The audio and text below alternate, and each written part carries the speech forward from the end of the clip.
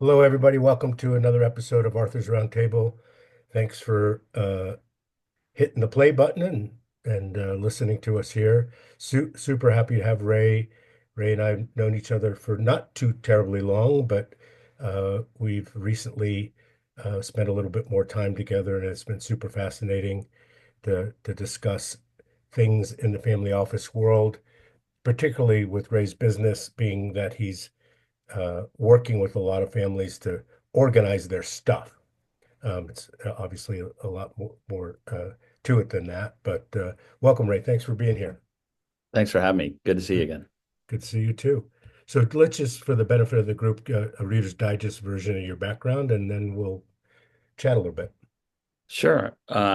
Traditional finance for me, institutional asset management is where I kind of spent most of my time. I started in after graduate school in corporate banking in a commercial bank and quickly was invited to leave. It's my personality. I got dressed down from a 22-year veteran senior vice president from cost accounting and my boss and said, I don't think you're cut out for this Cost place. accounting. Boy, Yeah. is that, as So soon as she, you run into somebody with that title, you have to just yeah. stay away, right? And so, we've all had really good people in our lives that have helped us realize we're on the wrong path, right? Yeah, right. So The after universe graduate school, delivers. yeah, after graduate school, I went into asset management, and worked in institutional asset management for a while. And it's kind of interesting. I got the bug early on when I was in college, way back when electricity was invented. I was doing an internship, right? And this was like 1985, 86. And like part of the internship gig, they sent us all tickets to go watch the movie Wall Street, right? And so like got this idea of finance and all these interesting things and It didn't know was much so about well it. done. Got the juices flowing. You say, wait a minute, the guy's a crook, but wow, what a interesting, lifestyle, right? Yeah, I mean, I can go clean rooms and office buildings at night and get data, right? Why Right. not? Um, so, finance was sort of always calling. I spent a lot of time in the restaurant business. I've had a really fun life. I've met some incredibly amazing, interesting people along the way. And so I went into asset management for several years and was living in Denver, Colorado, and went from there to Seattle, went from there to San Francisco, and was hired by a large global financial services firm in sort of their institutional group. And at the time, Arthur, it's like one of those businesses that from the outside looking in, people think it's glamorous. And it was calling on endowments and pension funds, Taft-Hartley plans, and it was incredibly boring, right? And so I'm living in San Francisco in the Bay Area, sort of 1998, the heyday of the dot-com business. All this stuff is going on, and we're calling on plan sponsors, which I found incredibly boring. And so I navigated my way to getting in a different business unit on the taxable side of things at a very large global financial services firm. In a couple of years' time, I ended up overseeing in part of the management team for what became the private wealth management division of the firm. We built that out at the firm. And then a couple of years later, we built the family office practice for the firm. And our family office practice was pretty unique. I mean, everybody has one now, but back in 2001, 2002, we'd done a lot of work with Boston Consulting Group, and we defined where we wanted to go and execute. And for our space there, it was really the largest family offices in North America, and being balance sheet partners with them. And so, the private wealth management division sat inside what would be a traditional financial services practice, dealing with wealthy individuals, and the family office practice sat inside the investment bank.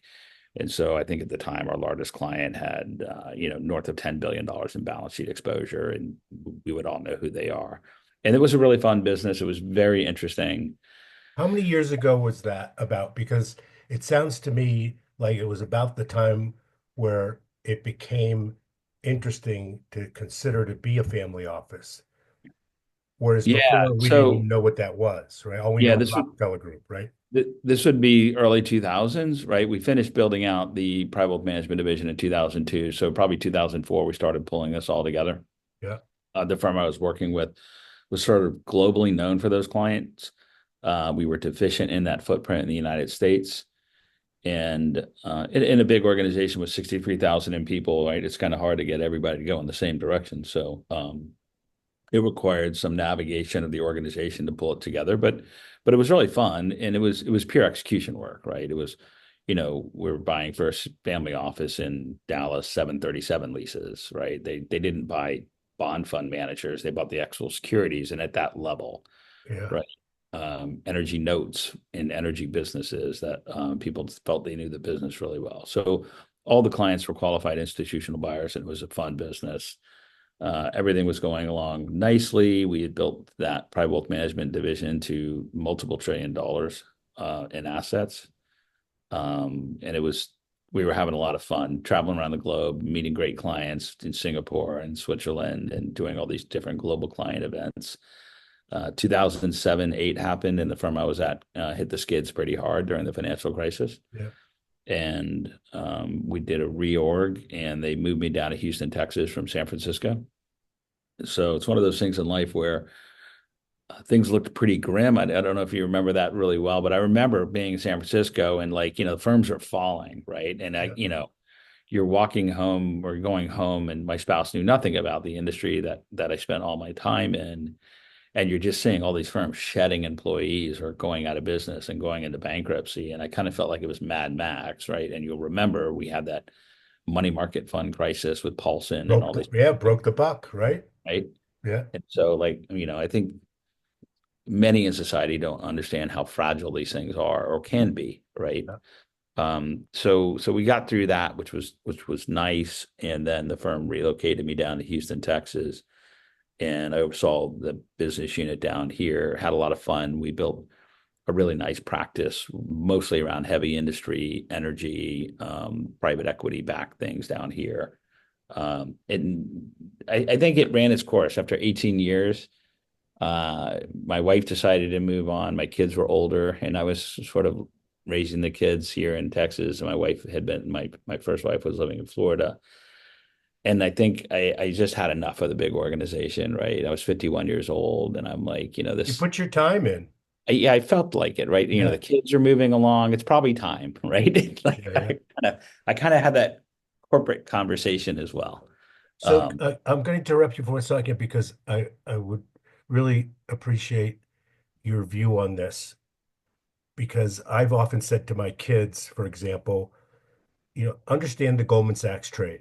That's not the firm you were with, but if you go in and you want to work for somebody where you can build your Rolodex on the back of their brand and when you would otherwise not be able to do that. And then shame on you if you don't bounce out after so many years and do that something on your own because the morass of the corporate thing that you'll soon find out may be worth the trade as long as you do something with the value of what you've learned and the contacts that you made on the back of their brand, right?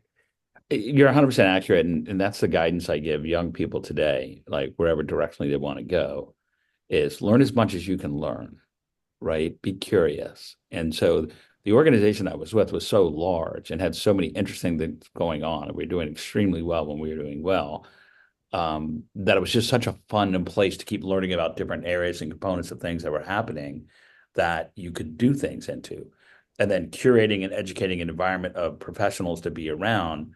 Like we had to build this thing from scratch. So bringing these advisors and different people into this unit, right, to focus on things they'd never heard of before, like a whole business unit on asset-backed securities, focusing on these incredibly wealthy families that do things in that space, And right? smart people all around you, right? Unbelievable. Yeah. Like it was so much fun. But it ran its course, and hanging out with clients and working with things on the front side is where it's, to me, that's where it's interesting. Going to corporate meetings in New York wasn't that Yeah. interesting. Right. And I was dressed down one time, Arthur. It was really funny. Like I'd go into the global energy conference, speaking in front of a who's who of private equity people and different people, with a fellow that Steve Trauber, who ran the energy investment bank, who's well regarded, well known, one of the top investment bankers in the world in the energy practice, who actually encouraged me to move to Texas. And I got into a conversation with my boss. Like, they're all managing directors need to be in New York. The chairman's coming through New York. and you need to get to this meeting. And I was like, well, I mean, not all MDs are going there. There's a global energy conference going on, and I'm slated to speak. Um, and it's sort of this is where the slide started going down pretty Yeah. big. And so he's like, well, use your own judgment, what you think is the most important. So I went to the meeting He with set you my up. clients. Yeah. In my opinion, that was the best way that I could help the firm, the Yeah. shareholder, our value proposition. In that person's mind, that was like the dumbest thing anybody could ever do. And so that's when I just knew, right? It's not fun anymore. And Yeah. so that was 2016. I was able to depart. We had a program at the firm where you could take your age and length of service, and if it added up to greater than 63, you could effectively look like the appearance of retirement. The caveat being, you had to have 365 days, a bookend between going somewhere else, right? Not that I have so much like They call proprietary that garden information. leave, right? Yeah, but like, how can I possibly have that much proprietary information to help somebody else? So it was a really interesting period. I actually spent a year working for some really fun people in the entertainment business and for a movie production company with a guy named Brian Oliver that's now New Republic Pictures, who has 14 or 15 Academy Awards. And it was a fun place. You would have enjoyed it too for a year, right? Yeah. Working like helping them from a finance standpoint and working on stuff. Knew it wasn't going to be long term, and it's a really funny business on so many levels, and it's a hilarious business on so many. We should probably get convince someone to make sort of a funny spoof documentary on this industry because like we see the bad side of it come out in the media, and then you see what happens when they make quality products, but the inside of it's also really silly. It doesn't seem like real business at all. I've always been fascinated with the level of talent of some of these actors is like they actually take it seriously. And you have to me, it's like, okay, all the Hollywood nonsense, but then, you know, pick any great actor, like they really know their craft. They And work so hard at it, yeah, right? and the Like the waterfall makes absolutely no sense. yeah, I mean, if you yeah, come from traditional finance, you're going, wait a minute, everybody gets paid before I do? I don't get that, right? yeah. That you're 100% accurate, and it's even worse than that because the way that these things are layered in, like with how many different producers are, which are mostly film finance companies, right? It's very complicated to figure out where the return comes from, if it comes at all, Yeah, right? And so that's the difficult part of it. So but it's fascinating how hard people work to want to be in that industry, it is. right? When you're in LA and you're hanging out at a restaurant or a bar, and that person's working there at nights and days and trying to get spots and doing all these things, and it's the same on the creative side. It's a really interesting business, and certainly I met some fascinating people, and I got to meet some really well known actors that are very highbrow and go to the red carpet things and my my my second wife, which I'll call the, the my ex-girlfriend is what I refer to her actually. She loved it, right? She's like going out and meeting Vince Vaughn and Mel Gibson and all Yeah, these different people, I and can see that. Yeah. it had its moments, but it wasn't something I was passionate about, and so came back and started looking at the gigs that were available and got a call and a friend of mine who had been at my prior firm was in executive recruiting at another big global bank and asked me to come in and do an interview.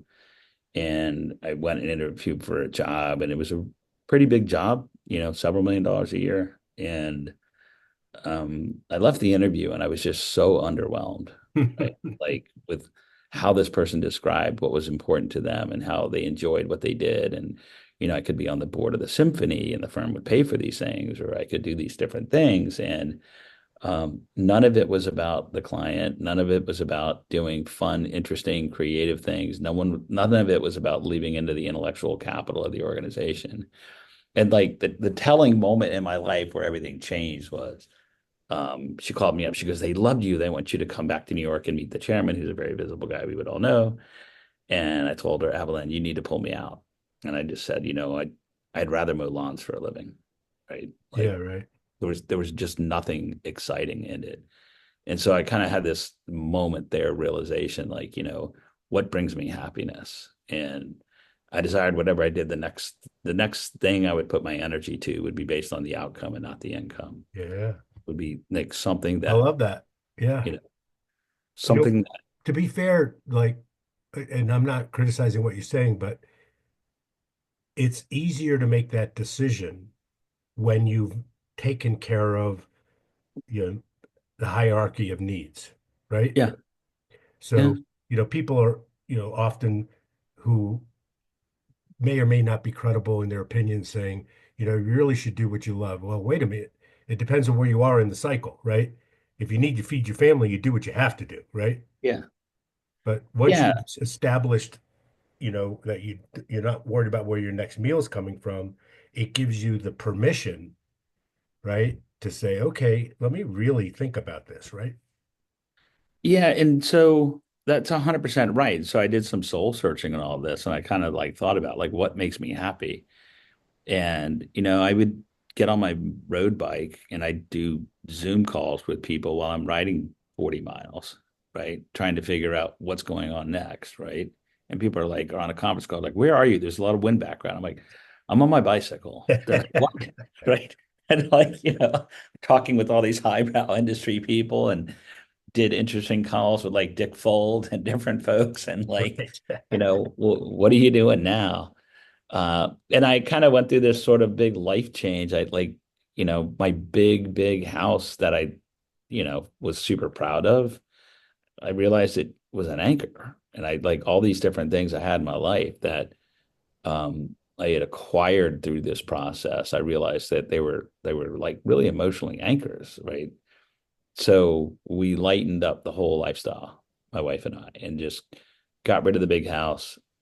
Ego takes the only hit there. The only hit that happened through all of that was my ego, right? Like, what are other people going to say, right? And I worried about that for like 8 minutes, and then I was like, I don't care, You right? worry. I think again, I'm giving you my opinion, so challenge it. You care about that shit when you're trying to get customers that care about whether you have that shit, Yeah. right? So, remember the right clubs, you go to the right restaurants, I mean, that all is, you have to live in this world, right? So you have to do certain things, don't have to, but arguably might serve you to do certain things. But it sounded to me like you were beyond that point, right? Way beyond. Like I got like a big friend of mine's like one of the best readers, and I've been a board advisor to his company. They just were um, had an interesting investment come in from two major private equity firms and a big venture firm. And he's really into like Marcus Aurelius and all this stuff. And he hands me all these really interesting books, like on being stoic and like all this stuff. And what's also fascinating, though, to your point, is the most successful that we were in dealing and building those businesses were mostly with sort of very entrepreneur people, billionaires and whatnot, who, while they were incredibly successful, they didn't value that stuff so much. Here, interesting fact, like 2 weeks ago, we met with this guy from South Florida, and he built a business over the past 40 years. Originally, they were delivering spices and teas and stuff to little bodegas, and he did it as a child on his bicycle coming from Cuba. And last month, they sold the business for well over $1 billion. And the guy's paralyzed, right? Right. He liked going to work in his pickup truck and building the company. And I'd say that that's a very common mentality of most of the people that I've dealt with in business. Most of them don't care about that kind of stuff at all. Yeah. Like one of our larger clients I met once flying on a coach flight coming back from New York, and they're worth well north of $10 billion. Right. So I had to get through that sort of cleansing exercise, and Yeah. then worked at a kind of a startup organization, technology focused in Metro New York with a former boss and mentor of mine. It was really interesting. We were working with all these innovative technology firms and doing all these different things, building out infrastructure for mostly for large multifamily offices and doing different things, which got me sort of going down this path of looking at and paying attention to interesting tech. Um, and at the same time, I had some friends of mine in Houston that were in a large family office, and they were trying to stand up two additional family offices for two siblings of the same family. And they asked me if I'd give them a hand. And I knew them from my time at UBS. The family had a big liquidity event. They had a pretty traditional structure, holdco, opco structure, 9 businesses, sold the largest for several $billion, and immediately had, as you would know, lots of volume of stuff to keep track of and all these different things, right? And they tried to solve all this problem, and they hired a bunch of people, and they hired a bunch of consultants, and they went down this path, and they were unsatisfied with all the different operational things that they tried to implement. And I think that's indicative and endemic of what goes on with technologies trying to solve problems. And I think the family office space has grown a lot in the past 2 decades, right? Like, 2000, to your point, like family offices, at least conceptually, were somewhat nascent. There certainly were very big operations. Oftentimes they were embedded in the businesses and whatnot, right? Totally. Things worked.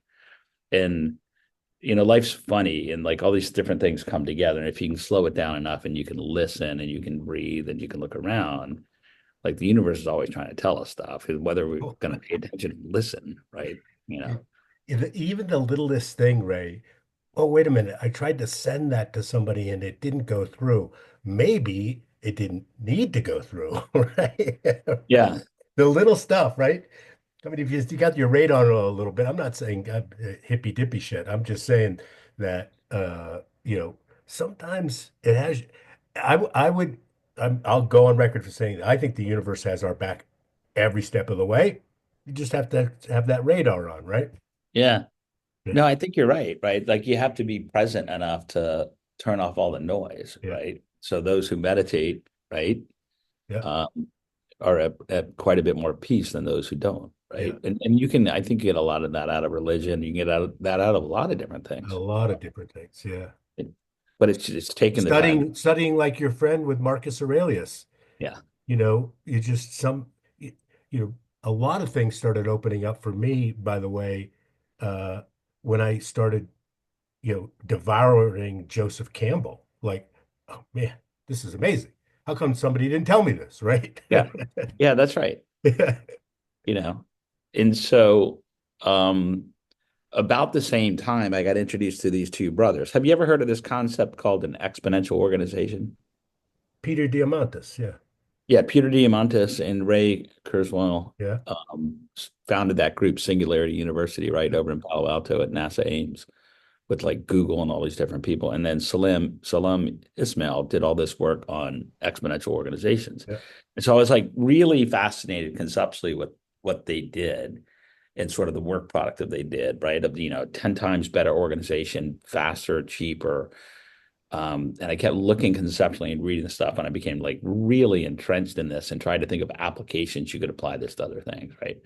Met these two brothers here in Houston. Don't know if you know the company Arctic, RTIC. They make I don't those think so. big, heavy coolers, right? Like there's Oh like yeah, yeah, yeah, yeah. Arctic coolers, right? So Industrial sort of commercial tough stuff. Yeah. yeah, so Jim and John Jacobson are cost accountants who are geniuses, and their Full whole circle. yeah, like what they figured out how to do in life was ship heavy things really efficiently. Like that's what they did.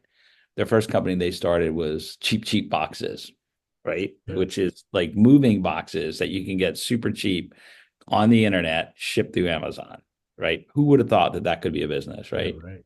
And then the next business that they tried to make was a mattress business because they figured out how to ship mattresses cheap direct to consumer. Failed miserably. But the next business that they built was Arctic, and it's fascinating. And so I got to meet John and become, relatively friendly with the guy. They were standing up another new company, and I'm so weird. If I meet you at a bar and I'm in Miami, I'll make 3 trips down there to see you and hang out to learn about your business because I'm curious, Yeah, right? They're like, "Well, what do you want?" I go, "I don't want anything. Like, I'm just curious. Like, yeah. where? How'd you figure this out?" What's Right? your angle, right? Yeah. And so, what they ended up building was this company within 2 years that did the same volume of product as Yeti did with 650 employees, and they did it with 23, right? And so, it was all of this. exponential organizational Like stuff, right? logistics, like efficiency of All logistics. of it. Yeah. From end to end, when you think about organizing your data in an ERP and how you're going out and putting ads out there and you're monitoring the success of the ads. And because I'm so weird and curious, I spent all this time with Jim. And we would sit in his office and he'd show me what happened when he'd make an ad on Google or Facebook on Instagram and like what would happen to inventory and like everything. He could measure everything, right? Wow. Yeah. And he had the products built in China. I'm like, what was it like going over there and manufacturing in China? He goes, China. Why would I go to China? I'm like, well, like traditional business guys, you go over there for a fam trip and you meet the people and you call. You're like, I don't want to do that. I did everything on FaceTime, Yeah. right? Like, interesting, right? He Yeah. approached it and looked at it differently. And I was really fascinated by the applications again of coming back to this thing with exponential organization. And I talked to some other friends of mine who'd also they'd gone to that program at Singularity. An interesting thing, a really good friend of mine, Martin Coughlin in Chicago, wonderful Irish guy. Like he worked for a large institutional asset management firm, and they sent him to this program for 8 days, right? So he goes down to Palo Alto, he goes to this program, he's bought it hook, line, and sinker. He comes back to this massive, big financial services firm on Monday the following week. I can't thank you enough for sending me to that program. I'm tendering my resignation. They were Thank you like, very much. Yeah. I they look were at you, I like, can do this on my own, right? Because you'll yeah, never do any of this stuff. Right. exactly. His whole Yeah. thing was, Yeah. this is the answer. Yeah. There's no way we can implement this at this organization. Yeah. And I think that's fundamentally part of it. Like when you look at that, like if I try to apply it to what we did at the large financial solution I worked at, I could certainly apply it to my business unit, but trying to get others to adopt because of bureaucracy and how people, they'll fight different things to keep their job. They don't Right. do what's in the interest of the shareholder, the organization, or anybody else but themselves. They're human beings. We should probably not expect them to act any different than that. Right. It's It's self-preservation. incentives matter, right? Yeah, how you compensate people will how you'll see their behavior, Yeah. right? Um, so coming back to my friends and what they were working on, they were sitting in this large family office and they were trying to stand up to others. And they asked me if I'd help them kind of think through this. They know how curious I am, and they knew I was doing work in this space. And they had gone and spent a lot of money hiring consultants and acquiring technology and spending the time on implementation, and it wouldn't give them the outcome that they were looking for. And so they asked me like what I thought, what I saw. And my observation point on this was technology is sold, it's not bought. Technology is designed to sell us pretty user interfaces, and most of us are not capable of making a decision on this space. We ask our friends, what do you use? How are you doing it? How's it working? The variability of outcomes extraordinary. It's like, some people have amazing relationships with Salesforce and many don't, and some have terrible ones. But the reality is everybody paid the same price for the product, right? Yeah. So it's not about the product. And I kept coming back to this idea of this exponential organization and moving data in dashboards and automating. And I'm like, well, what if we could make a family office that was like 10 times more efficient and powerful, cheaper than the way most people approach a family office, right? The natural thing for me to have done in financial services when everybody meets me, they're like, well, why didn't you go into asset management after you retired or private equity? Like everybody goes to these mid-market firms. Why do you do this? I'm like, it's super lucrative. It's not that interesting to me. Right. Right? There's people that are much better at that than I am. Right? That's not me. I'm a quintessential learner. I describe myself as being obnoxiously curious. Yeah. And so I went back to some of the folks that we did a bunch of work with when I was at UBS at BCG, and I just was like, hey, help me define what happens in a high performing family office. Like, what's the definition around what a high performing family office is? What goes on there? And so, I've covered some of the largest in the world, and they can be amazing investors, but it doesn't necessarily translate into how they're looking at data and how they're looking at inter-year tax preparation and how they're looking at managing all these different things and moving around. And sort of the diagnostic work and the work that they did, We came back that the reality is, Arthur, there's no blueprint for running a high performing family office. That was like a big aha moment because so all these technologies are coming out and trying to solve stuff. They really don't know what they're trying to solve for from the So, totality so I'm a of little what we do. surprised at that. So help me understand. You asked them to define a high performing family office, but arguably you knew better than them because you were in it. Well, I didn't necessarily, I knew what I observed that people were good at, but I didn't understand the totality of what I all see. happens I if see. you have one. Yeah. Example would be this, right? If you had a high performing family office, you'd never have any tax surprises, Right. right? Yeah. So you'd have really tight controls. You'd close the books every month. You do inter-year planning, right? You're planning throughout the course of the year from that tax Instead of construct. hurrying up and saying, holy shit, we got a taxable event. So let's buy something or move things Yeah. around. Let's take a loss here. It's not an emergency. Yeah. Yeah. And so there like lack of fire drills was one. Thinking about where your next investment dollar should go in a structure. You make the decision of what you're going to buy. That's fine. You're going to go invest in XYZ fund or whatever it is, an apartment building or a hotel. It doesn't matter what it is. Where does that fit into your long-term plan? I mean, we have these weird tax implications here in the United States, right? We work with a large family that we're engaged with that's not in the US, and they don't have those tax constructs like we do. For them, it just looks like a big endowment, Yeah. right? Yeah. And so it's just one pool and they can invest out of it. Like that's really nice and easy. But you decide, Arthur, that you're going to make this strategic investment. It's probably going to be funded partially by six different entities because you have this different plan. Like, is somebody looking at and weighing in on that Yeah. correctly? Are they looking at what should be onshore, what should be offshore? You're thinking about your art collection. You're thinking about how you should think about that from an ownership standpoint. How are you valuing it? Are you valuing it annually? How are your insurance policies tied to that? Are you bidding out your insurance and your risk stuff every year? How do you know that your coverage is actually the right coverage for you, right? What are you doing with your sources and uses of cash?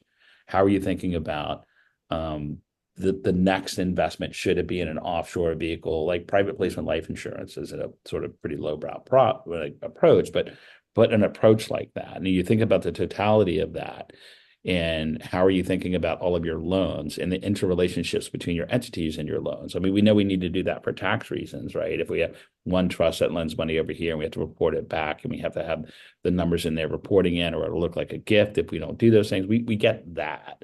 But are we optimizing all of that and doing that as well as we could? So effectively, are you running the family office really like a high performing family, like a business?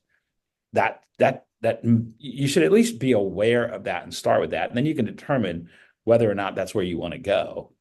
But just don't kid yourself otherwise, because if you're not looking at it that way, you'll make a lot of mistakes. You don't know what you're paying providers and what you should be paying providers. You don't know what market is. There's a lot more information, and we have a philosophy that everything should be measured. Measure everything, right? What's the old saying? You can't improve what you don't measure, right? Yeah. And the farther you can see around the corner, the better you're going to do. Yeah. So let's use a consistent example for the a couple of questions. Let's just say it's a a large single family office as opposed to a multifamily office that trying to become a high performing family office. Yeah. Let's talk about what traditionally is done in that, mess of spaghetti, bunch of spreadsheets, an Yeah. accountant, a few clerks, maybe some smart people making three, four, $500,000 a year, you know, in the back room. So can you contrast the way, seemingly, if I'm right about that, right, I could be Yeah. wrong, uh, that compared to what it would look like if you had a high performing family office, Yeah. personnel wise, that sort of thing. Yeah. So the next step on the tour um, was to go and speak with a bunch of old family offices that I knew from my time at my prior firm. And I asked, like, here's weird Ray would like to call up and come in and be, hey, Arthur, I'd like to pop down and visit you in Miami for a couple of days. Sure, Ray, come on down, we'll have dinner. Well, I want a little bit more time than that. What do you want to do? I'd like to come in and interview everyone that you have in your family office. I'd like to see what they do. what work product they create, what technology they use, where the work product goes, why does it go there, why does that person want it, what do they do with it, um, how do you think your family office is operating? And you can be a really good investor, and that's really what most people focus on, and that's not wrong. It's not How wrong. do you Yeah. really feel like things are going? What do you think your 3-year plan, 5-year plan, 8-year plan is for the family office? What services are you happy with, unhappy with? What's your budget today? And how would you effectively evaluate and assess your family office on a scale of 1 to 10? And let's have a conversation about that. And please, I'm going to challenge you to defend that. Right. And it's just an awareness conversation about this. And for me, it was a learning exercise, right? So we did that, approaching 20 times and came back and just whiteboarded everything. There's a big whiteboard in our office over here on the far wall over here. They just whiteboarded out all the operational things that everybody does every day in the family office, right? And the reality is, if you break down the calories spent inside the management of significant wealth, I'll just break into two simplistic categories: core work, which is where you hire smart people that are talented, and certainly you need to trust everybody. That should go without saying. And the chore work. And the reality is, I think from a consumption standpoint, the chore work takes up 70 to 80% of the calories and sometimes 100. Wow. Right. And some of the family office that we speak with, preparing a quarterly report will take hundreds and hundreds of hours of work. And I would argue that the data is not accurate anyway. So when they're pulling it all together in spreadsheets, even though they're spending all this time on it, like a lot of times we do data analysis for people and look at what they have, their data is incorrect. They're like, oh, we want to map all this data over to the new system. I'm like, why? It's not accurate. Like, so you want me to take all this stuff that's not accurate that you've theoretically been making decisions with and pipe it into the system? I mean, we can pipe data anywhere. I can move that for you. If that's what you Yeah. want. But so like the reality is like, where are you consuming things? And I think that most people look at their family office, unless you grew up in financial services, you look at your family office as a cost center. And the only thing it hurts you to do things, it hurts you to spend money on it. You finally agree to give Johnny a raise or whatever. Um, and you don't necessarily embrace the investment in technology. Spreadsheets are good enough, but I love the report you do, Johnny. No, that's perfectly fine. Well, poor Johnny's sitting there for 80 hours over 4 days putting this junk together. Like my poor wife who works till 1 o'clock in the morning for Accenture, right? And Johnny's being tortured in that regard, and no one seems to care about Johnny. What about Johnny, right? So, Well, so then Johnny arguably stabilizes everything and then he gets fired, right? well, yeah, or he quits, Or he right? quits, right? Right. Like, so I was speaking to a young lad and you would know who's private, well-known private equity guy that he was help running the guy's office. A lovely guy, unbelievably nice and working his tail off and always on an airplane running and looking at these deals, doing all these different things, working every weekend because he has to do the analysis work, which he can never catch up on because he's doing this other work. Right. And very prestigious job, very prestigious family office. And I said to him, I'm like, this is really tough. I go, I bet it's a lot of fun. I mean, he's like 30 years old, right? He's right in the thick of a lot of stuff. But like, this is going to age you a lot over the next 4 years, right? In these formidable years in your early 30s, you're going to age a lot. And I predict two different outcomes. You want the easy way out or the hard way out? He's like, what's the hard way out? I go, you're going to work here for the next 4 years. You're going to average 70 hours a week. You're going to age like 10 years, right? You're going to be estranged from your fiance because you're never home. Yeah. You're going to go through all these different things. You're not going to have a fun life. And you're just finally going to quit. He goes, what's the easy way out? I go, just resign. Yeah. Right. That's what I told the guy. That was a year ago. He resigned last week. Um, and so, but it's that like the workload is the workload. Let's just accept that that's the case, right? The problem is the applications of technologies don't really reduce the workload, right? It's not an ERP. And so the reality is the more technology that most people add in a family office, the more people that they add in a family office. And if like the Sam Zell, I love Sam Zell's book, like, what did you see that others didn't? Well, A, I'm not a subject matter in this space. I'm curious. B, my friends were sitting here struggling because though they had a principal that would pay for anything and they had tried rewiring it 3 times, he didn't want more headcount. They were very, very, very private. And so my observation, aha moment was if this is going to work and we're going to be able to facilitate you guys handling all this workload, very complex, right? South of the border transaction, they had 26 professional relationships south of the border, around 20 north of the border, all these law firms, all these different entities to track, right? Yeah. Lots of different real estate components to track, tons of investments to track, 8 operating businesses still. If this is going to work, we have to figure out a way to move data digitally, right? What we want to do is create an environment where nobody ever touches data, right? And it was like, this is like 2019, like, and I'm like, so like, if I'm mapping this out, I'm looking at all this, there's no way you guys can do this, right? And I was using the benchmark of a high performing family office, and I'm using the benchmark of I just observed 20 large family offices, and I'd curated a list of everything that happens every day in all those family offices.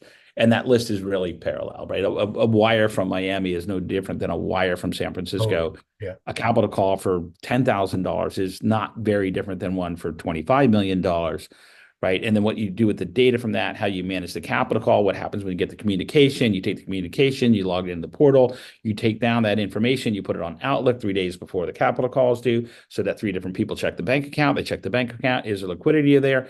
And then they set it up for the day that it goes. I mean, like we mapped out everything, right? Like it was just like, what is every stroke? What is every keystroke? And so we just went at the world and looked at it that way. And the last part that we looked at when we were framing this out was we spent a lot of time with what I consider one of the top tax firms in the United States with their family office practice and did the same thing, went and visited with them for a couple of days. What all do you do? How do you do it? What technology do you use? Let's look at like an example of preparing a quarterly estimated return. Like walk me through that process for someone who's got a couple $1 billion, $600 million in alternatives. And what happens when you do that? And it's like the observation that was like really interesting to me was how manual everything is, Everything was still manual. Yeah. right? Which, which it wasn't the lack of technology, it was the fear of making a mistake. Yeah. From the tax people side, Yeah. like, when I talked about the adoption of technology, there's a couple of things around it. I had a conversation with one of these guys last Wednesday night at a party. And I'm like, it's difficult to get newer people. It's a challenge for these tax firms. They keep having to raise their bills because the workload's overbearing and they can't get new people in, Because who right? wants to do that work, right? Yeah. And so, but they need to be able to reconcile the data. And the senior guy in LA, who's a dear friend of mine for 22 years, he's like, if the data reconciles, we'd be open to adopting. If the data doesn't reconcile, it's useless to us, Yeah. right? And in this particular workload, get this, Arthur, they have a data entry person, they have a checker, they have a check the checker and an MD that signs on it because it's tax work, Yeah. right? So effectively what we did and thought about this a lot. And, the reality is, I think from observing this all the time, and we just had a really interesting conversation with a fellow that I think runs the largest family office law practice in the United States with well north of 12 people in the unit and 5 partners and 600 plus family office clients. He's like, Raymond, like our families don't need more technology. They need alleviation from the work and they need the outcome of what they want. And the problem is they're not getting it with the tech, right? That's the problem. And I think that really sums it up in a nutshell. And our philosophy was, could we design a system for our friends that would move the data automatically, and they wouldn't have to touch something in order to have persona-based dashboards pop up for them. That's a big part of this exponential organization. Persona-based dashboards, not reports. Make the data run, make it instantaneous, make it tell you what you can do so you can efficiently make a decision. You can intelligently make a decision on investing or reviewing how you're doing and what's going on, right? And so we ran a lot of data through a bunch of technologies. We never buy technology until we run data through it. We've evolved so much in 5 years. We're now very close to a lot of really amazing venture firms that we work closely with to look at emerging and new technologies. Very curious, bright people. And we went and we eliminated a bunch of technologies. And I was with somebody yesterday at a family office program. She runs a very big family office here in Houston, and she's trying to determine between which two of these sort of closed architected systems, the ones that are supposed to do everything. She's like, which one's better? And I'm like, oh, well, what's your budget? What do you want out of it? She goes, I want one system that does everything. I'm like, it doesn't exist. Doesn't exist. Yeah. Right. And if you think about the hyper growth of technology going on in the United States right now, right? Talk about exponential. Yeah. Right. Yeah. I mean, we're going to go through, like Pierre Diamandis says something like, we're going to go through 20,000 years of evolution over the next 100 years with respect to technology, Yeah. right? And I think that's right. And so the problem with trying to buy this technology is oftentimes people are procuring technology that was antiquated 8, 10 years ago, Yeah. right? And they're not investing more money in R&D, or if it was taken over by a private equity firm or somebody else, we know that R&D is not at the top of the mind for them. And so we ended up going and speaking to a bunch of different really interesting technology firms. And I think we were just fortunate from an inflection point that we did this when we did this, because like, who are these three guys in Houston, Texas? And I can look you up on LinkedIn. I see you had senior jobs at different places, but what are you doing in tech, right? Those would have been smart questions. um, but we ended up working with the engineering and design people and being like, I really like what you're doing, and we can flex their product into doing different things, and we could curate relationships to move data through their product. Would they be open to that? And surprisingly, several said yes. Um, and so we're bouncing around in the venture community, and we meet really interesting companies like Flow, which was coming out backed by Quiet Capital and Ben Madavi, and they do really interesting things in the SPV world. And so we want to pay attention to everything that our family offices struggle with. Many curate and do their own SPVs, and like, what's the most efficient, effective way to do that, right? And we see people looking at Juniper Square, look, Carta, Flow. Do they want to do internal administration? Do they want fund accounting? What's the most efficient way to do these different things? And so we met some really innovative technology firms, and we approached them because everybody's trying to sell you their tech, right? You meet the people from Yeah. one of these data aggregation tools for alternatives, and in their mind and what they're trying to convey to you, Arthur, is all you need is this. Yeah. And the way we think of the world is, we don't care what the technology is. We care about like all the different things that have to happen when there's a capital distribution with that data. And very importantly for us, we never want to put our hands on the data. And after data is touched, we would like the data to go everywhere it's supposed to live, everywhere, not from one place to another, everywhere permeated through Yeah. that system. Populate everything. So what you said earlier is, what good is it if you're getting a feed if the data's no good? Have you Yeah. solved that problem? Well, we've we've come a long way. We've been working on that one for 3 years. And so the problem with data reconciliation is that's a manual business, right? Somebody's got to go through there and look at this thing and say, oh, this is here. And Johnny's already overworked. He doesn't want to do this. Um, and so you can outsource that. Like, there's companies, we all know them here in the United States, that will do that and help you with these technologies. There's other companies that do it partially out of India. There's a lot of different ways to do it. The problem with that is it's still manual. It still happens when people get to it. And if you're trying to rely on the information in your systems to help you be a better investor, or be more on top of things, or know what's going around, or if there's swift market movements and you need to make a strategic move, like, how much confidence do you have on what you're looking at? Right. Because I don't know if you've ever looked at one of your reports from your team, but I suspect you probably looked at some of these reports and like, well, that's not right. There's Yeah, two more the in here. sniff test is what's caught things for me regularly, Yeah. right? That doesn't look right, right? Yeah. Right. And, so what we've been working on, it was really a confluence of our organization and three others that came together and looked at this data hygiene problem. And we've created a system now that sits on top of our data, that every day is pulling the data out and dropping it into a SQL, a database, and it's running all these 250 different anomalic tests against the data, and it's comparing the data to either statement level data or some source. Where we've created rules in here that if X equals 4, meaning Arthur owns 4 different slots of this one private equity fund, right? And if the system is showing 3, it creates an alert and punches out a work order saying there's an error here. Something doesn't look right, right? And that could be at cash returns out of spectrum for cash. So it's all rules based on what to look at the system. And that's really, really state of the art because we've eliminated the human to doing that. Now, I'll tell you this, it's very state of the art. It's super valuable. It's super needed. But we're not done there. We're not in love with anything we've done. We're love solving problems.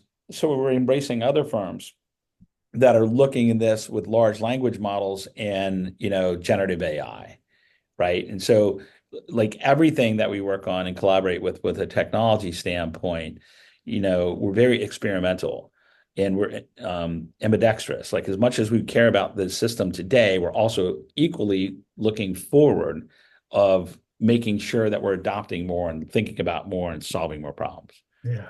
Right. And so the nuance and differences of it is we solved all this problem and then we created a unique relationship to our technology partners. We asked them if we could do licenses in a different way, and they said yes, which was strange.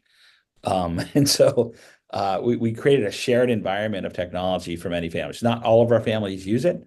Many families want to acquire their own technology. They want to own the technology. They'll bring us in to help operate it, add more technology around the edges, but on a day-to-day basis, they've outsourced that to us.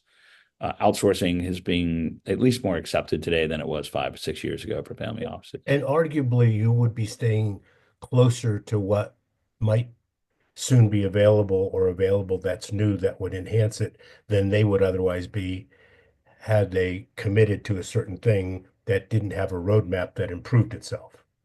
100%. Like that's the scariest thing to me if I was sitting in a family office because I got a day job and whether I'm hiring a consultant, he or she may not be, used to working in this stuff. And that's the problem a lot with consultants too. They're bad people and they try and do their best job, but they don't actually operate technology. No. So they don't really get their hands dirty in this. It's like having someone build you a gourmet looking kitchen that's never worked in a kitchen. Right. Right. Yeah. Um, and so you know, falling behind is something that we feel confident that will never happen because of all these emerging technologies that we're running data through. I'll tell you one that we solved this past week, and we've been working on for 3.5 years. Valuing your art collection digitally, and whether you have a relationship with Sotheby's or one of the different people out there that helps you with your art collection from a valuation standpoint and annually or at some cadence or don't, like we're pulling all that data into the reporting system for you so that you can look at your piece of art, all the digital ownership structure of the art, and where it sits in what different entity that you own it in. And then side by side with that, the valuation data is rolling in. And then side to that is your insurance policy to that piece of art, right? And so that you can actually see if your art piece elevates by 23%, should create an intrinsic alert so that somebody can actually go, oh, we need to actually call the insurance company and like elevate the rider, right? Yeah. And so we want to do all these different things that a lot of people don't do, which is fine, right? But if money was no object, and that's the way we approach this, we don't care what anything costs ever, right? We sit in a really interesting position, and we learned that early on. We observed how many people make decisions based on what things cost, and we determined that generally puts them in a bad position, Yeah, I agree. right? I mean, at some point, yeah, it's like what you said at the original evaluation of the two people that the outcome wasn't what they wanted, even after doing all this consulting. Several times, What's that? several times. Several times. But my question is, was that a delta of inadequacy 30%, 40%, 50%, 10%? What was it? I mean, how far away I'd say it's from? at least 50. Yeah, And the problem is you're going through all of this and you go through that exercise, right? And you don't experience because you don't work for you. But if I work for you and I'm going, Arthur, like I need for you to okay $150,000 for this, right? If we do this, it's going to make X, Y, and Z happen. I think the offset the expense will be able to pick up more than that on return on investment by being able to have smarter information at our fingertips, doing all these different things and doing all that. Well, so here's what happened. He asked for $150,000 because that's what the salesperson led him to believe. The reality is that was just the price for the software, right? And then there's the service pack, and Yeah. then somebody needs to get trained on it, and then you probably need an implementation partner on it. And then, 12 months later, you've now dropped on an annualized rate 300 grand, which he came to you the first time and committed to this, right? So he committed. He said, I do. And then, like, now he has to make it work, right? In order for me to make it work, I need another 150 grand, and I'm not sure it's going to be done in a year. And it's hard to measure the ROI because there's some soft stuff in there that arguably can't be measured. Like, And then the reality is 12 months later, he's in a pickle because Johnny just went through this exercise and it didn't do what he was led to believe it was going to do by the salesperson. yeah, So now he's like, do I even tell Arthur this? Do I quit? Like, what do I yeah, do? right, yeah, Right. And in yeah, the case of my two peers, they were in a very thoughtful family office in that the principal was like, okay, this is not what I wanted. Right. He said, I need this, this, this, and this. yeah, They were like, system's not doing it. And again, they hired consultants, they brought people in. People should have understood their problem when they made the decisions. But the outcome wasn't what was helpful to them. And so I'd say that, and there's a really good family office consultant in domestically in the US, and she's pretty intense. And she told me, Raymond, even when and I don't go by Raymond, I go by Ray, but she's like, Raymond, like even when they get the right technology, 50% of the time they have a bad outcome, right? And so, and I think that's back to sort of the Salesforce analogy. It's not the software, right? It's like, it's not the golf club. You can put the most expensive golf club in the world in my hands. It will not make a difference. I could hit the ball with a saxophone. It's going to respond the same the way. same way. So, do you think the traditional pushback of not adopting the pushback on adopting technology in the family office space to automate things is that the price tag was here, the ramp up time was there. You weren't clear on the outcome, but maybe you had confidence. And then you went back to your spreadsheets and say, it ain't perfect, but it's working. I'm not doing anything, right? Yeah, I mean, always there's that, and I think that if you look at the landscape, I suspect more than 65% of the family offices in the United States are still operating on Excel, right? There's certainly been adoption of other things out there, and I think there's improvement that you can get off different things out there, and it can alleviate some of the burden. But what ends up happening for most people when they're doing this and looking at this is they tend to acquire technology over time and they're looking at different little components and pieces of it. And so they end up moving data all the time from one place to another, right? We were with a large family office in Chicago and sat down with like all the members there, and everyone's waiting on someone else to finish their job before they can do their job, Yeah. right? And Yeah. so, and that's sort of the fracture of these different technologies. So it's sort of like, I, we're unique. I mean, my mother always told me I was, but like, God rest her soul. But we just looked at like, what is the outcome that we need, right? What do we need done in the family office? Not we didn't care about the tech. Then we backed into it with testing it from the tech and like, oh, we have to put an X in that. That doesn't do what we need it to do. Yeah. Right? And they end up with a bunch of different technologies and then a bunch of different humans operating the technologies because the technologies don't speak to each other, Yeah. right? Or there's limited ability to move data, or they didn't tell you that you can, well, yes, Arthur, you can do all of this and it looks like this. And you're like, oh, that's dreamy. That's amazing. But they didn't tell you you need to upload that data, right? The Yeah. data is not feeding. You need to go in manually and make that happen. So how are you feeling about how close we are to exponential run family office? Screwing up your words, sorry. And is it hopeful that we're at a point where we can actually look at something and implement it? The data's good, the data arrives where it needs to be, and there's actually utility in the outcome. We're getting closer, and I think we'll see so much more advancement over the next 20, 24 months. And I'll give you areas where I think there's gaps. But so my partner Alejandro, who's the principal architect, would tell you 100% automation should not be the goal, right? But if we could get 80% automation, right? 80% of the work eliminated permanently, and we can be comfortable with the accuracy of it, that's a really big move. And I was with the family in New York having breakfast like 3 weeks ago, and we were talking about this, and they were like, we looked at that software, it was $175,000, and that's just too much money. And I'm like, okay, let's just sort of deconstruct that for you. And by the way, I'm not a consultant, Right. and I do Yeah. this You're not 20 looking for a times a gig. I week. get it. Yeah. I Yeah. do this 20 times a week because I'm just trying to learn, Yeah. right?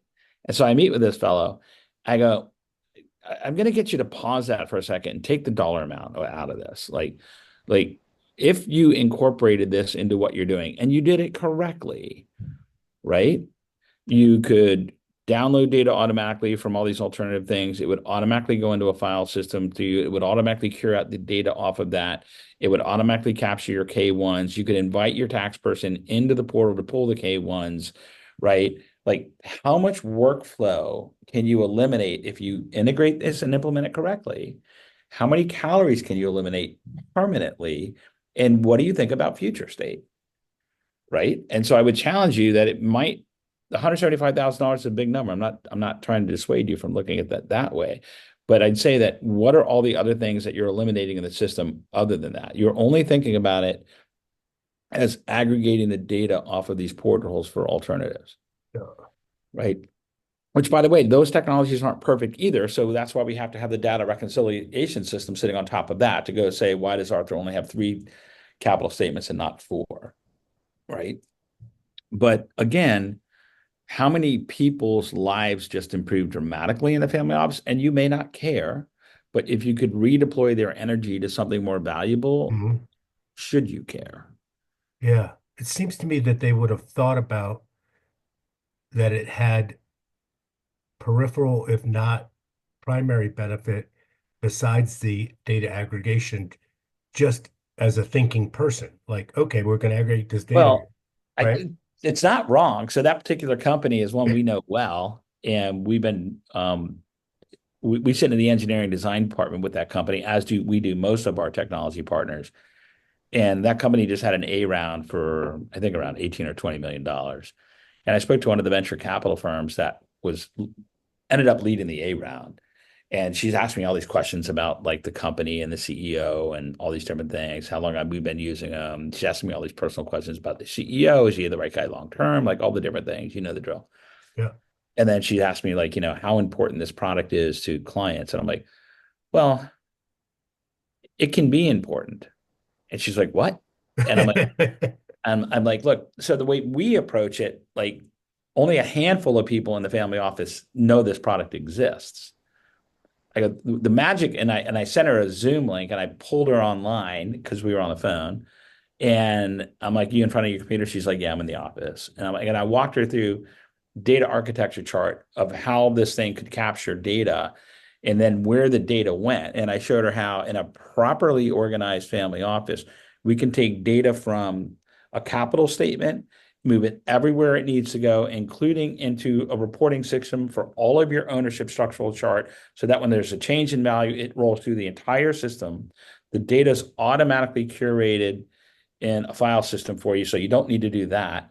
It has dashboards for you for all your capital calls, so you don't need to do that. It eliminates all this workflow, but then it goes into a reporting system because we help build those API feeds into that. And then it goes into that digital ownership structural chart because we help build the API feeds for that.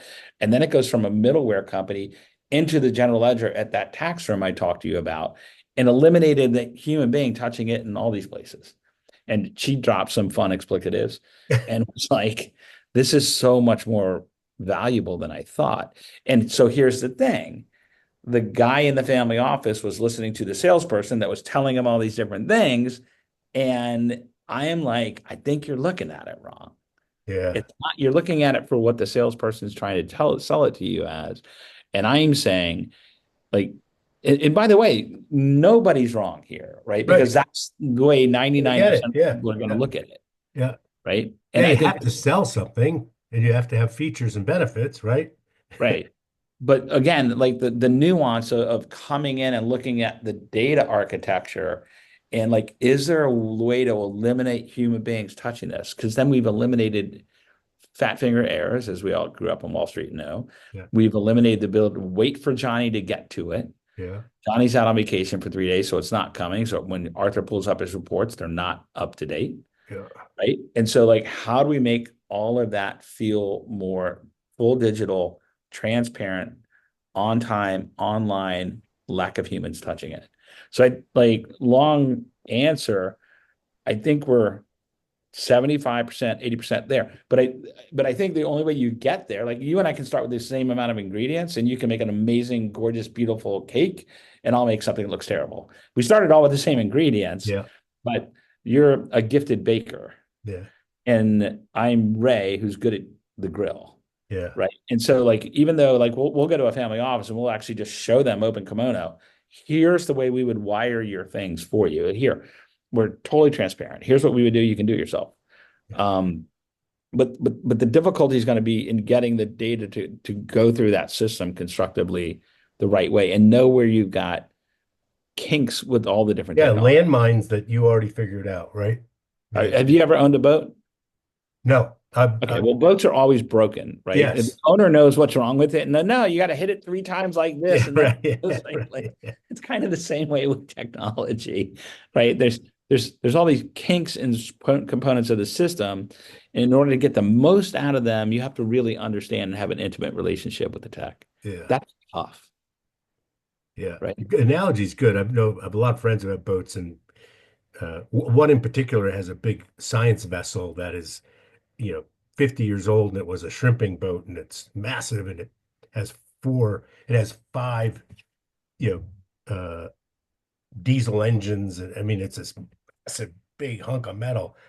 And I've been on the ship many times because it's uh, uh, expedition boat now. Yeah, yeah, And I mean, there's nothing luxurious about it, but everything's always breaking. Things are breaking yeah. all the time. Right. Yeah, like like I was out with a friend of mine. He's got a Natur Swan in San Francisco Bay. He's so funny. He goes, "Hey, did you hear that?" And I go, "I didn't hear anything, Joe." He goes, "Me neither, but I'm sure it was 25,000."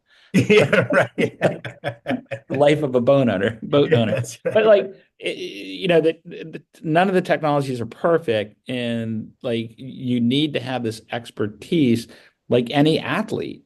If you're going to be really good at golf or whatever your sport is, you need to like stay on it, right? And that's the same with operating these technologies. They don't work out of the box. Everybody thinks they do. Yeah. And if you want to get the most out of it, you're going to have to put a lot of time and attention into it in order to get it to do what you want it to do. And like one of our pieces that we use so well is it's most people like it because of data aggregation. We use it for data visualization because we can visualize anything in it, right? Uh, It's limitless, right?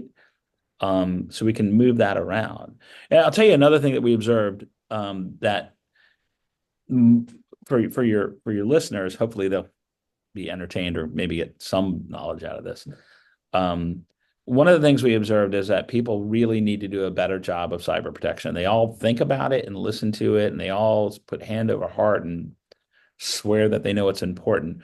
One thing that if they would do, it would really help them a lot would be to put, a multi-factor authenticated system in place before they log into anything and anywhere they go, before they go into Citibank or Chase or JP Morgan or Goldman or wherever they need to go in life. Don't do that from your browser, right? And we've spent enough time. Yesterday, I was with a really strong security consultant, and I've listened to senior guys from the FBI. Like, if you just put that around your system in place to start with, that should remediate about 70% of the threats that people have to come at you, and how people fish and do all these different things in your system. yeah, that seems to be, even for those of us that haven't dug deep into the security, that multi-factor thing, because I've got multiple times I need the authenticator, and it's kind of used to have a doggle or whatever they when you were wiring money Yeah. and you got a text message or whatever it was. Yeah, I think that totally makes a lot of sense. And Uh, like some of that's not an expensive fix. That's like sub $5,000 a year probably. yeah, That, there's a lot of different ones out there that you can get. Certainly Okta is one that people know about. We've sat there and helped people think about that because then, we have somebody that we're speaking with in New York, and one of the principals was in France, and he logs into his bank from a five-star hotel and he got hacked. Um, and the money was one thing. All the other stuff around it was way more problematic than the money. data. Yeah, and the access and the rewiring of everything, and the violation of if this, then what else, Yeah, right? And so, had he first gone into a multi-factor authenticated portal, right, he would have been sitting in a VPN where no one could see what he was doing, and he would have been encrypted, yeah. right? So the amount of work that everybody had to go do to repair that and clean that up and repaper everything in the personal financial lives of the family was a big chore. It's a very pedestrian example, but if you've ever had your hard drive uh, crash and not backed it up, you'll never do that again, Right. right? It's the same Right. idea, right? But that has tentacles all over the place. Yeah. Listen, we have to wrap it up. I have to go. I promise. I apologize, but Yeah. I promise to be somewhere in a little bit. This has been super interesting. Yeah. It's Of always fun to talk course, with you. I love talking to you anyway. I learn a Yeah. lot every time, and I'm You're grateful. going to be in Miami for Art Basel. I don't know. I tend to do those things last minute. Yeah. But if I'm there, I'd love to see you. Yeah. Let me know. We'll be down for like 4 days. Yeah. The the beaches in Miami are just outrageous. I love the Faena. Where you guys gonna be? We're at the Mandarin for 2 nights, and then I think we're over. I had to go be down there for some meetings, so I'm going to stay over on that side, closer to like Miami proper from a business environment, and Yeah, then I, I don't know on the other side. I've got the work side of it, and my wife has the other side of it. good. Yeah. All right. Thanks, man. I really appreciate it. And Great to see you, man. thank you for your friendship. Appreciate it. Cheers. Okay. Bye-bye. Thanks, everybody.